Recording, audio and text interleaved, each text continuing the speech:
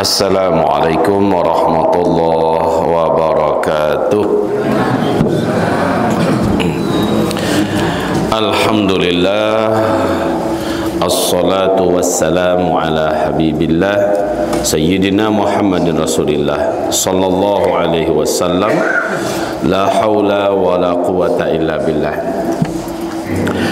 Rabbi syrah li sadri wa yassir li amri wahlul 'uqdatam min lisani yafqahu qawli.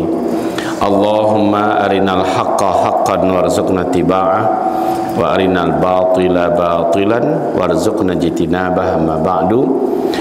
Hadirin ma'asyiral muslimin yang kami muliakan, marilah kita membacakan pujian syukur yang khusus diajarkan Nabi SAW kepada kita, Bapak Ibu, dengan ucapan berikut ini. Sama-sama kita baca. Alhamdulillah bi ni'matihi tatimmus salihah.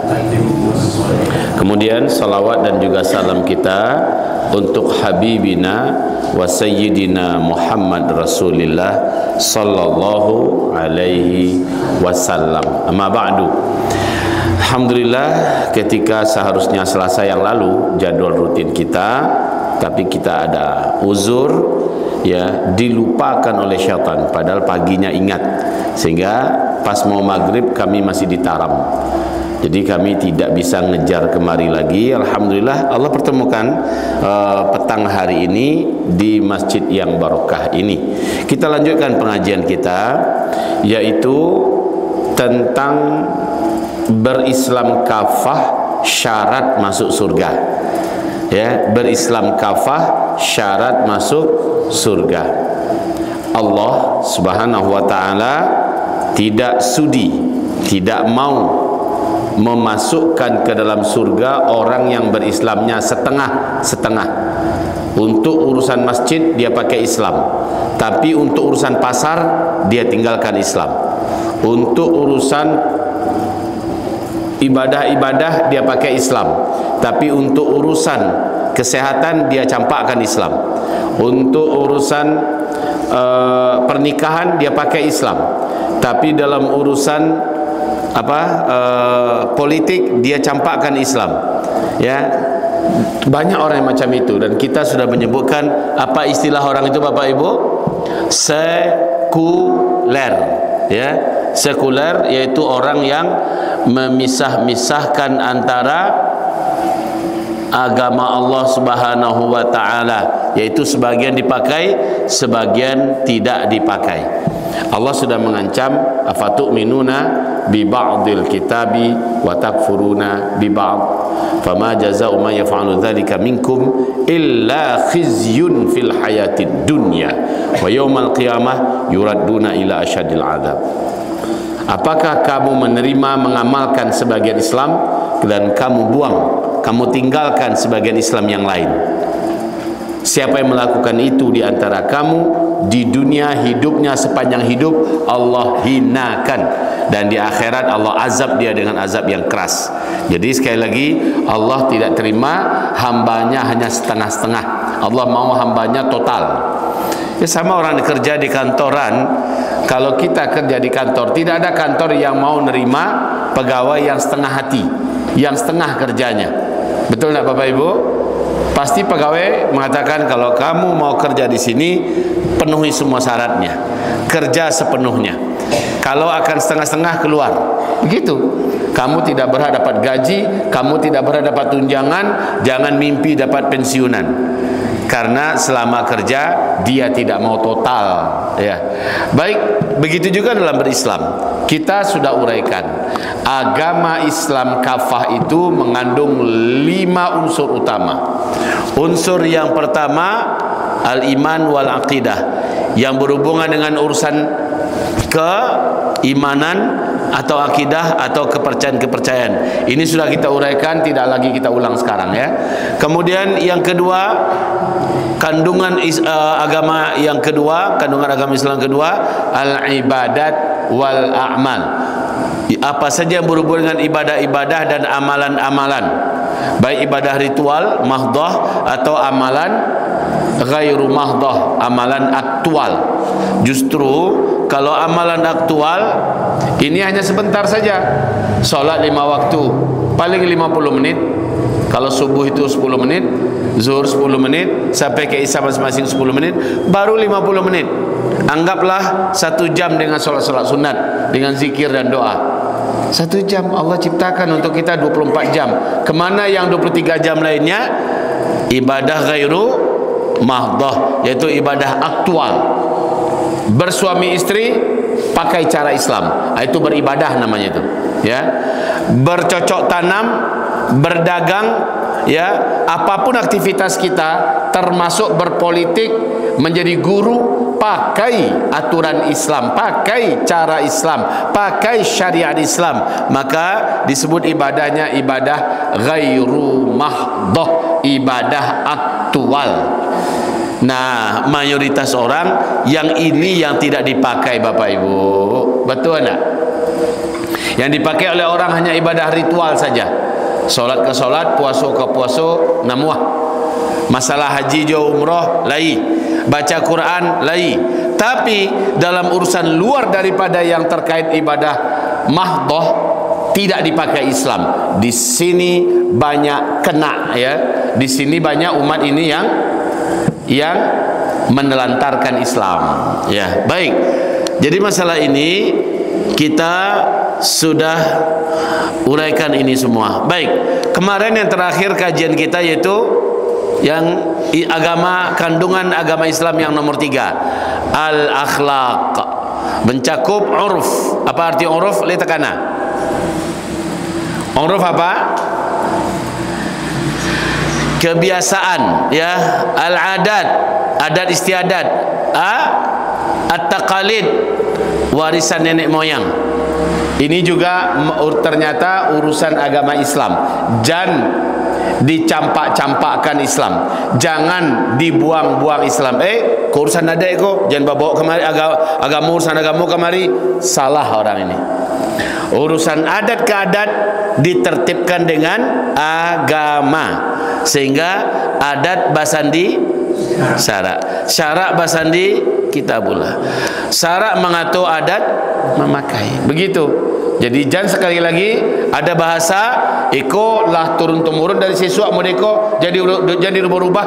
Setiap yang sesuai dengan Islam lanjutkan, kata Rasul. Yang tidak sesuai dengan Islam tinggalkan, tanggalkan. Begitu, Pak. Ya. Kemudian begitu juga masalah kebiasaan-kebiasaan. Apapun kebiasaan kita menurut Islam itu salah. Jangan ditiru.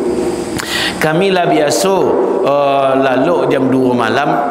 Kami lah biasa malam ko memang indah setiap musim dingin kami lalunya ya capek. Tapi kalau musim panas kami lalunya lapis subuh. Berarti malam tidak tidur lagi. Dan ini kebiasaan yang salah. Tinggalkan kebiasaan yang salah. Ya, ini sudah kita uraikan, Bapak Ibu. Kalau masih ingin dikatakan ahlul jannah, ahli surga, ko indak kabaalai, ya. Kalau ndak mau ambo ndak yo ndak keburu berubah dah. Lah kami tahukan selana sudah terserah. Lah la ikraha fid din, ndak ada paksaan, tapi jangan menyasar. Kalau ternyata tidak sampai awak di surga yang kita rindu-rindukan. Kenapa? Orang yang bisa masuk surga kata Nabi adalah yang patuh, yang menurut, yang ikut. Tapi orang yang melawan, orang yang kerengkang, orang yang mada tersebut dengan aba, ya, maka itulah umatku yang tidak akan masuk surga. Walaupun gelarnya Pak Haji, walaupun gelarnya Bu Hajah, tidak akan masuk surga. Karena dalam urusan yang terkait dengan agama yang berhubungan dengan akhlak, dia tanggalkan Islam, maka dia tidak akan bisa masuk surga. Baik. Jadi untuk urusan 1, 2, 3 sudah selesai. Di 1, 2, 3 ini kalau ada yang mau bertanya silahkan. Sebelum kita lanjut ke isi agama Islam yang nomor 4, yang harus kita hidup di dalamnya, Kita pakai Islam sepenuhnya di dalamnya. Sebelum kita masuk kepada yang nomor 4, silakan kalau ada yang bertanya di 1, 2, 3. Laya ada nak bertanya enggak? Bismillahirrahmanirrahim. Yang keempat adalah ma yata'allaqu bit tasyri'. Ya, ma yata'allaqu bit tasyri'. Apa-apa yang berhubungan dengan masalah hukum, ya. Ma yata'allaq bil ahkam.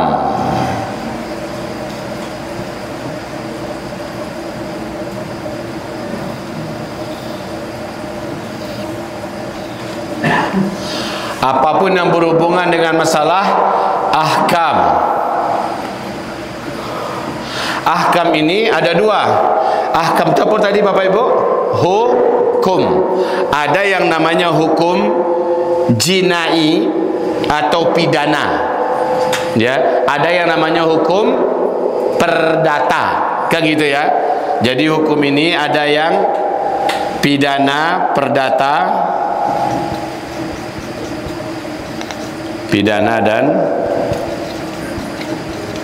perdata. Ada yang hukum sifatnya fiqhi, ya, hukum sifatnya fikih.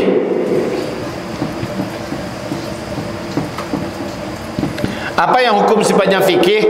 Halal, haram, sah, batal, sunat, makruh, mubah. Itu namanya hukum fikih. Dah, kita bedah ini dulu. Jadi yang terkait dengan masalah hukum fikih. Halal, haram, sah, batal, rukun, syarat,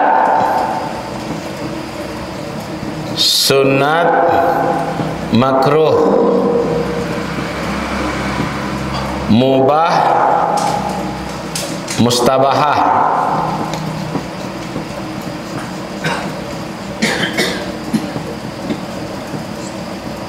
Baik Bapak Ibu. Jadi urusan agama Islam yang nomor 4 apa? Wajib kita memakai Islam, masalah hukum. Itu intinya. Dalam masalah hukum itu urusan agama. Jangan coba-coba bawa urusan agama, ini wilayah hukum. Jangan bawa agama ke ruangan hukum ini. Saat seseorang mengatakan itu, walaupun dia sudah haji tiap tahun sejak dia akal balik, batal syahadatnya. Kenapa?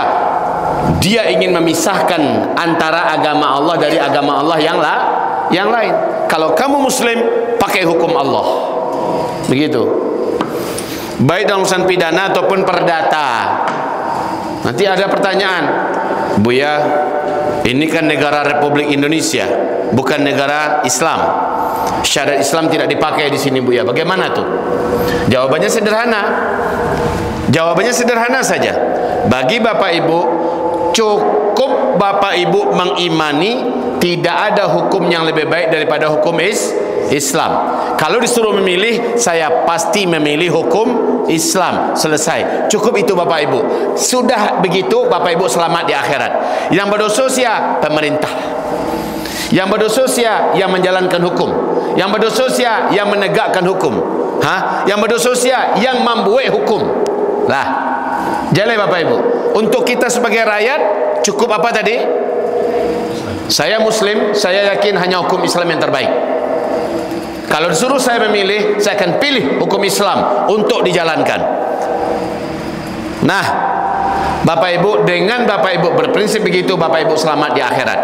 Bapak Ibu tidak akan ditanya, tidak akan dituntut oleh Allah Subhanahu wa taala. Tapi kalau seandainya Bapak Ibu berani berkata, "Yub itu ketujuh dari Caroko, hukum yang di Indonesia kola final, hukum Islam jangan dipakai di siko, ikut negara Islam kodo." Seperti itu bahasanya, maka orang ini batal syahadatnya. Tapi sebelum kita vonis, dikasih dia dulu pemahaman, masih juga dia masih seperti itu, maka batal syahadatnya. Karena Allah berfirman, inil hukmu illa lillah. Hak menetapkan hukum hanyalah hak Allah. Tidak ada siapapun di alam semesta yang boleh membuat hukum di luar hukum Allah. Pemerintah-pemerintah, penguasa-penguasa yang bermunculan silahkan, tapi tugasnya hanya menjalankan hukum Allah. Leh Bapak Ibu. Leh duduk pengajian awak. Jadi kita berdosa enggak? Karena kita ada di negara yang tidak menjalankan syariat Islam. Berdosa enggak kita? Berdosa enggak kita? Yang berdosa siapa? Siapa yang membuat hukum selain hukum? Siapa yang menjalankan selain hukum? Kalau kita, bagaimana prinsip kita? Saya meyakini hanya hukum Islam yang terbaik. Kalau disuruh memilih, saya akan pilih hukum Islam. Tapi karena negara ini tidak menjalankan syariat Islam, maka yang tanggung dosa karena tidak menjalankan syariat Islam adalah yang membuat hukum, yang melaksanakan hukum, yang mengeksekusi dengan hukum selain hukum Allah. Mereka yang tanggung dosa selama dunia akhirat, Bapak Ibu. Lebih bisa enggak? Lebih sana, Bapak Ibu. Kalau bisa, Bapak Ibu selamat. Kita tidak disuruh memberontak, ya. Kita tidak disuruh memberontak. Tapi sebagai Muslim wajib berkata, Sambo jawab mengecekkan, saya sebagai Muslim saya meyakini agama yang paling benar adalah agama Islam. Kan benar itu kan? Saya sebagai Muslim, saya meyakini agama yang paling benar adalah agama Islam. Dalam keyakinan saya, di luar Islam tidak benar. Itu hak kita, Pak. Sebagaimana orang lain di agama lain menyangka agamanya yang paling benar, itu hak dia. Betul tidak? Begitu juga dalam masalah hukum. Dalam keyakinan saya, hukum Islam tertinggi, hukum Islam terbaik. Ya, saya sebagai Muslim kalau disuruh memilih, saya akan pakai hukum Islam. Tapi karena negara ini tidak menjalankan syariat Islam, negara ini bukan negara Islam, saya tidak akan memberontak. Tapi yang jelas bagi saya, tidak ada hukum yang layak dan pantas dijalankan kecuali hukum Allah. Selamat kita, Bapak Ibu. Cukup itu saja sebagai rakyat, ya, sebagai rakyat. Nanti baru sebagai hakim, sebagai eksekutor hukum, ya, sebagai pembuat hukum, di situ mereka berat urusannya nanti di hari kiamat. Itu urusan mereka lah dengan Allah. Urusan mereka dengan Allah. Saya pernah punya pengalaman, Bapak Ibu, di Pekanbaru. Di Pekanbaru, ketika mengaji di Masjid Al-Falah. Saya ingat tahun itu lebih kurang, kalau nggak salah 2017, ya, 2017. Ramai orang, penuh masjidnya. Masjidnya lebih kurang 4 kali inilah, penuh bapak-bapak, ibu-ibu. Ada seorang laki-laki gagah, tinggi, putih, duduk bersandar di dinding dekat pintu. Laki-laki ini gagah sekali, nampak wibawa orang yang berpendidikan dan orang berduit. Dia duduk di sana. Saya menguraikan tentang masalah kajian ini, masalah hukum. Terakhir dia bertanya, boleh saya bertanya? Silahkan, saya bilang. Bagaimana dengan orang yang bertugas sebagai hakim, sementara dia menetapkan dalam mahkamah, dalam pengadilannya, hukum yang bukan hukum Allah Subhanahu wa ta'ala? Apa status hakim ini? Lalu apa yang seharusnya dia lakukan? Saya jawab, kata Rasulullah dalam hadis sahih riwayat Imam Muslim, hakim itu ada 3. Kok kata Rasulullah, kok? Hakim itu ada 3. 2-nya dalam neraka, cuma 1 yang ke surga. Makin tertarik dia, makin semangat dia mendengarkan, Bapak Ibu. 2 hakim yang dalam neraka adalah: 1, hakim yang tahu bahwa hukum yang benar, hukum yang hak, hukum yang seharusnya dijalankan hanyalah hukum Allah. Dia tahu, tapi dia tidak pakai hukum Allah ketika dia menghukum, maka hakim ini di dalam neraka. Yang kedua, yang juga di dalam neraka adalah hakim yang tidak tahu bahwa ternyata hukum Allah adalah hukum yang paling benar, hukum yang paling layak dilaksanakan. Dia tidak tahu, tapi dia tetap mau menjadi hakim, padahal dia nggak tahu hukum Allah bagaimana tentang masalah ini, secara pidana, secara perdata, bagaimana sebenarnya, ini sah tidak, ini batal tidak, dia nggak tahu, tapi dia tetap berani menjadi hakim, tetap berani memutuskan perkara. Maka saat dia memutuskan tidak dengan hukum Allah, ya, maka dia keluar dari Islamnya, masuk neraka. Sementara hakim yang masuk surga adalah hakim yang tahu dengan seluk-beluk hukum Allah, dan dia menetapkan, memutuskan dengan hukum Allah, masuk surga. Sudah, itu aja saya jawab. Saya nggak jawab yang lain. Dia terdiam. Lalu orang banyak bersalaman dengan saya, banyak orang minta foto. Saya lihat dia di luar jalan.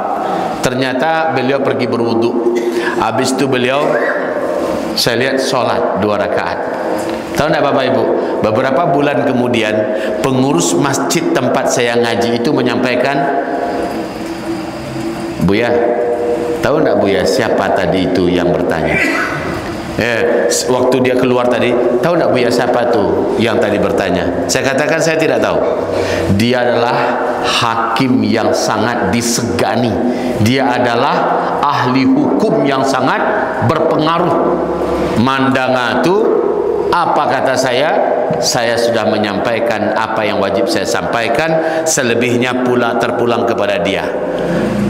Beberapa bulan kemudian saya diinfokan oleh pengurus masjid, orang yang bersangkutan mengajukan pengunduran diri dari pekerjaannya sebagai hakim, dan dia fokus menjadi pengusaha. Ini Bapak Ibu, berarti dia ingin selamatkan akhiratnya, dia ingin selamatkan agamanya. Dia tahu bahwa dia tidak akan bisa merubah hukum yang ada, sementara dia ada di tengah-tengah urusan itu. Maka cara yang paling aman adalah dia tidak lagi bertindak di masalah yang akan membahayakan akhiratnya. Akhirnya dia melakukan taqa'ud. Apa itu taqa'ud? Pensiun muda. Dia mengajukan pengunduran diri pensiun muda. Baik Bapak Ibu, itu tandanya orang menerima hidayah, ya. Allah memberikannya hidayah melalui lisan ini, dan dia Allah takdirkan duduk saat itu, dan Allah beranikan dia bertanya. Saya jawab tanpa saya tahu bahwa dia adalah hakim, ya, dan ternyata itu diterimanya, dan ini dia jadikan sebagai pegangan hidupnya yang akan menyelamatkan dianya di akhirat, dan dia mengambil jalan mundur. Itu adalah jalan yang terbaik. Baik, jadi masalah hukum ini masalah Islam, jangan dipisah-pisah. Masalah hukum adalah masalah Islam. Begitu juga hukum yang terkait dengan fikih. Nah ini Pak, jangan mengarang-arang. Ini halal, ini haram. Hak yang boleh memutuskan ini halal, ini haram adalah hak Allah saja. Hanya Allah yang berhak mengatakan ini halal, mengatakan ini haram. Ada Ustadz Kondang, Kiai Kondang di Jakarta, berani memfatwakan bagi saya halal, bagi kalian haram. Enak aja dia bilang, bagi saya halal, bagi kalian haram. Jadi bagi dia Pak, halal menikahi seluruh istri jamaahnya, bagi saya halal, bagi kalian haram. Ya, saya makom saya yang tertinggi dan terdekat dengan Allah, saya punya hak istimewa dari sisi Allah. Jadi bagi saya halal, haram bagi kalian. Jangan kalian buat-buat. Ikut setan gadang. Ya, setan besar menggunakan atas nama agama membodoh-bodohi orang-orang awam. Atau tidak sedikit juga orang mengatakan khamar ini bagi kamu haram, tapi halal bagi saya. Tidak sholat bagi saya tidak haram, bagi kalian nggak sholat haram, jadi wajib sholat, tapi bagi saya tidak wajib. Ada nggak terdengar beberapa atas nama kiai dan ulama melakukan dan mengamalkan amalan macam ini Pak? Ada. Banyak enggak? Banyak sekali enggak, tapi lumayan. Ya, lumayan. Sembahyang ke sembahyang boleh jadi yang itu level kalian dinyo. Dan level kami dak sinan lah. Itu level syariat. Kami tinggalkan level tu. Kamilah level di atasnya. Di atas syariat apa? Di hakikat. Di atas hakikat apa? Syariat, hakikat, makrifat. Kalaulah sampai di atas itu syariat campaan lah. Tidak ada hal yang halal, tidak ada halal haram. Semuanya sudah rata pematang dunia kodenya. Ya, tidak ada lagi halal, tidak ada lagi haram. Kenapa? Itu masih bab syariat dan kami sudah lama meninggalkan bab syariat itu. Lah jauh tertinggal. Kalau kalian masih ada syariat baru. Tidak begitu kaji sebagian pengajian yang kita dengar Bapak Ibu. Ada level-level pengajian bab kulit. Kajian kau kali kau kajian kulit baru kau. Kaji kalian kau kajian kulit. Oh, Al-Quran yang kita bedah kami dari Al-Quran loh. Al-Quran ko kan nanta tasure nan sabana kaji ko nanta sire gitu. La ilaha illallah Pak. Yang tersurat aja enggak pernah tamat dia seumur hidup, enggak pernah dia kaji, enggak pernah dia bedah, nanta sire pula keceknya. Yang jelas-jelas dari Allah saja enggak dia pelajari, enggak dia paham. Sekarang yang enggak dari Allah, mungkin yang pasti itu dari hawa nafsu dan dari setannya. Ya, tapi dia bawa itu atas nama kun sabana pengajian, mengkaji alam nan tabantang. Sedangkan Al-Quran yang terbentang saja enggak pernah dia kaji-kaji. Maaf Bapak Ibu, ini ada di beberapa pelosok perkampungan. Ya, saya tidak akan menyebutkan satu-satu kampungnya mana, tapi hampir merata-rata ada di Indonesia. Ya. Nah, kalau seandainya kita adalah orang Islam, maka pelajarilah Islam itu dari Al-Quran dan Sunnah. Di dalamnya tegak hukum-hukum, masalah hukum pidana perdata dan hukum fikih. Hadirin yang kami muliakan, menentukan halal dan haram hanyalah hak Allah. Hanyalah hak Allah. Halal haram, sah batal. Yang berhak mengatakan sah, yang berhak mengatakan batal siapa? Siapa? Sekali lagi adalah Allah. Ya Rasulullah, saya sudah terlanjur melakukan akad nikah dengan wanita yang ternyata wanita itu semasa bayi sama-sama menyusu dengan saya dengan ibu yang sama. Berarti saudara sepusuan kan? Boleh enggak? Sah enggak akad nikah tadi? Ternyata menurut Allah batal. Akad nikahnya batal. Kenapa? Dia sama dengan saudara kandung. Jadi yang berhak mengatakan sah batal siapa? Yang berhak memutuskan sah batal siapa? Allah. Jangan ambil hak Allah itu. Makanya kata Rasulullah, siapa yang berani mengatakan yang halal padahal di mata Allah itu adalah haram? Siapa yang berani mengatakan haram padahal di mata Allah itu adalah halal? Batal syahadatnya. Kalau dia memaksa orang lain mengikutinya, berarti dia mengangkat dirinya sebagai Tuhan selain daripada Allah, sehingga dia paksa orang-orang untuk lebih mengikuti dia. Berbahaya Pak. Ini pengajian yang sangat fundamental, ya, pengajian yang sangat mendasar. Hak yang berhak menyatakan sah dan batal hanyalah Allah. Hak yang berhak mengatakan halal haram hanyalah Allah. Hak yang berhak mengatakan ini sunnat, ini makruh hanyalah, ya, dari mana kita tahu bahwa tahajud itu sunnat? Itu kan istilah para ulama yang melahirkan kebuya. Istilah apa namanya, halal, haram segala macamnya, ya, sampai sunat, makruh. Ini kan semuanya ulama yang melahirkan. Betul. Ulama ini menggalinya dari mana? Dari Al-Quran, dari As-Sunnah, didukung dari beberapa amalan Rasulullah, sehingga mereka katakan istilah yang seperti namanya adalah wajib. Ya. Oh ya, ada yang lupa di sini. Halal, haram, sah, batal, wajib, sunat, ya, sunat, makruh, wajib, mubah, ya, wajib yang lain.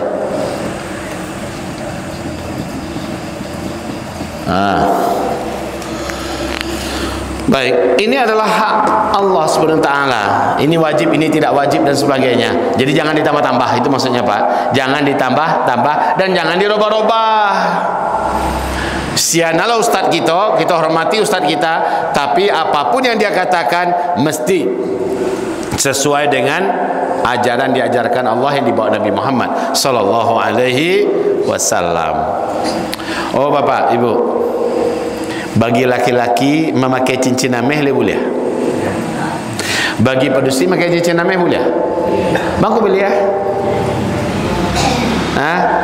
Bang aku boleh bagi padusi? Awak sama orang rumah. Bagi laki-laki tidak pakai jilbab berdosa apa? Cewek lah Pak.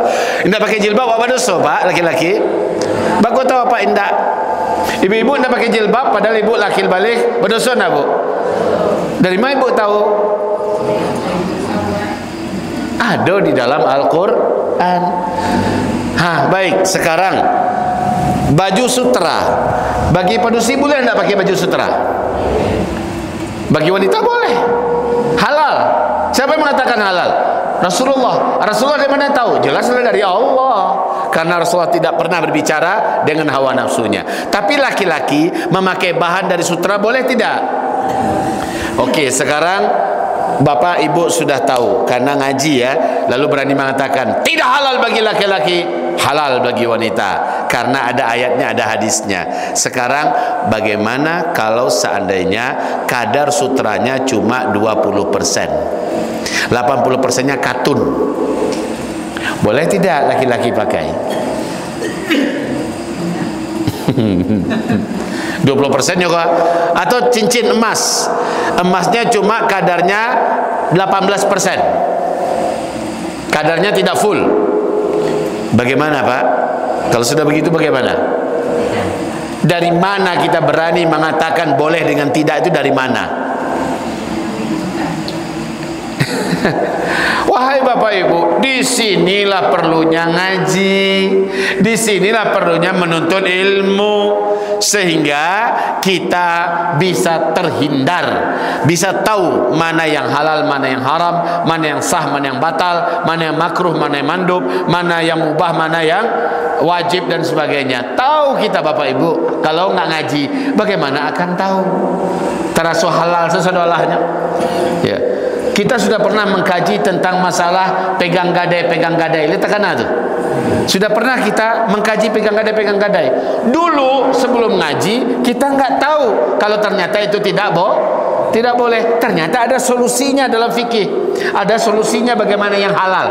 Kalau dengan cara pegang gadai selama ini haram, tapi dengan sedikit saja merubah, bunyi akadnya saja yang dirubah, maka dia menjadi halal. Yang ngajarkan siapa? Allah. Melalui Rasulullah, dibimbing dari Rasulullah solusinya. Jadi Bapak Ibu, karena kita ngaji kita jadi tahu, jadi kita bisa selamat dari apa-apa yang selama ini kita tidak tahu. Yo berbahaya tidak tahu kok. Ya, antara ulat tanah dengan balui, kalau orang tidak tahu, ya, nyanggap balui itu saudara. Rupanya ada yang sangat babiso, sama-sama hitam masalahnya Pak. Tapi karena tidak mengilmui, kalau modeko ciri khasnya kok balui kok. Tapi kalau lah modeko ku ulat tanah kok jadi kacayu lagi. Kan itu Bapak Ibu, itu bedanya. Qul hal yastawil ladzina ya'lamuna wal ladzina la ya'lamun. Katakan, samakah orang yang ada ilmu tentang agama dengan orang yang tidak ada ilmu tentang agama? Orang yang ngaji insyaallah akan tahu dehnya isi ilmu agama ko seketek demi seketek. Apa di pondok lebih capeknya tahu. Maka beruntung bana orang-orang yang pernah memondok dari tamat SD sampai ketika tamat SMA, barajanya di pondok banyaknya tahu. Walaupun jadi orang umum sesudah tu, tapi nyo tahu yang iko halal, iko haram, ko sah, ko batal, lah tahu dia. Lah Bapak Ibu. Tapi kalau indak mudi Bapak Ibu dari ketek lah baraja secara SD umum, SMP, SMA dan sebagainya. Tu baalai pengajian dihadiri le. Di mana terangkan pengajian? Le pengajian lurus dan benar Ahlus Sunnah wal Jamaah kaja. Ya Bapak Ibu, kita buat pengajian rata-rata yang banyak hadir mak-mak saja. Apa-apa sibuk di sawah, di parak. Ya, padahal kita sangat butuh untuk dapat terus ilmu. Baik, mungkin waktu kita sudah cukup ya. Mari kita laksanakan solat Isya. Kita akhiri dengan pengajian sampai di sini ya. Kita tutup dengan istighfar dan kafaratul majlis. Astaghfirullah, astaghfirullah, astaghfirullah. Subhanakallahumma bihamdika asyhadu an la ilaha illa anta astaghfiruka wa atubu ilaik. Wassalamualaikum warahmatullahi wabarakatuh.